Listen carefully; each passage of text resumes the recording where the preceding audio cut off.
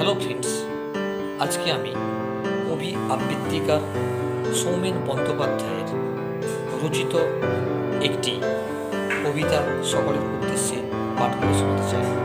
কবি আবৃত্তিকার সৌমেন বন্দ্যোপাধ্যায় কলকাতার সুভাষনগর।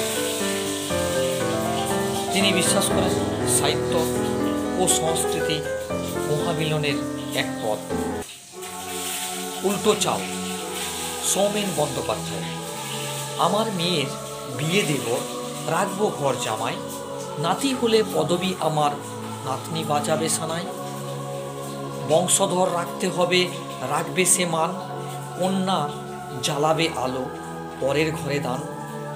মায়ের দেওয়া নাম, শিক্ষা দীক্ষা সব, দাদু স্নেহ আদর, জাগবে কলরব। নিয়ম যাবে পাল্টে, টাকার আছে গরম, লোকের কথা বন্ধ, সবাই তখন নরম। সকলেই এই কবিতাটি কোনো একটি বিরোধীমূলক মনোভাব নিয়ে কবিতাটি প্রস্ফুটিত করবেন না। এই কবিতাটির সুন্দর একটি অর্থ আছে।